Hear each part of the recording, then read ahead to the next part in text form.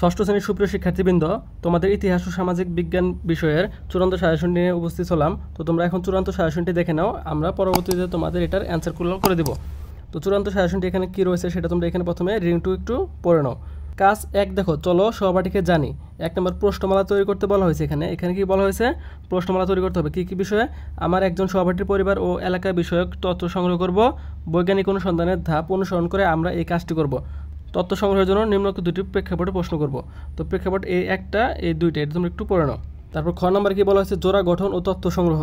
জোড়া গঠন করে সহপাঠীর কাছ থেকে সাক্ষাৎকারের মাধ্যমে তথ্য সংগ্রহের কাজটি করব। আমরা একে অন্যের কাছ থেকে তথ্য সংগ্রহ করব। প্রত্যেক সাক্ষাৎকারে 20 মিনিট সময় নেব। ফলে দুটি সাক্ষাৎকারে 40 মিনিট শেষ করব। এজন্য আমরা সহপাঠীর কাছ থেকে অনুমতি নেব। শেষ করার পর নিচের সতীর্থ মূল্যায়নের রুবিক্সটি খাতায় লিখে পূরণ করব। তো এখান থেকে কী কী বলা হচ্ছে? তথ্য সাজাতে বলছে, সতীর্থ মূল্যায়ন করতে বলছে। সতীর্থ মূল্যায়নের রুবিক্সটি যে এরকম হবে। তো তোমরা এখান থেকে এটা স্ক্রিনশট দিয়ে নিতে পারো অথবা তোমরা এটা পড়ে নিতে পারো। তো তোমাদের জন্য অ্যান্সারটি কিন্তু আমরা পরবর্তীতে নিয়ে আসবো। তো তোমরা কারা কারা চাও যে আমি তোমাদের অ্যান্সার দিই তারা কমেন্টে জানাও এবং চ্যানেলটি সাবস্ক্রাইব করে রাখো যাতে অ্যান্সার দিলে সহজে পেয়ে যাও। দেখো এখানে কাজ 2টি ছিল, অতীত ও বর্তমান সামাজিক অবস্থা। তো এখানে অতীত ও বর্তমানের সামাজিক অবস্থা বিষয়ক 2 নম্বর কাজটা দেওয়া হয়েছে।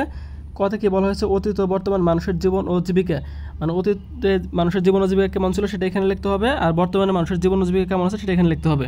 খ নম্বরটি দেখো, বিভিন্ন ভূপ্রকৃতি বৈশিষ্ট্য ও মানুষের জীবন জীবিকা।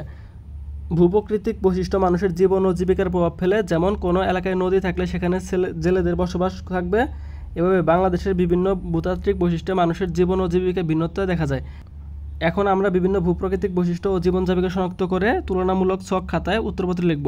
মানে এক একজনের বসবাস যে এক এক জায়গায় হয় সেই হিসেবে আমরা কী কী জীবন ও জীবিকা হয় সেই হিসেবে আমরা একটা ছক তৈরি করতে হবে। কাজ 3 দেখো, দায়িত্বশীল ভূমিকায় আমি। ক নম্বর ছিল এখানে কি?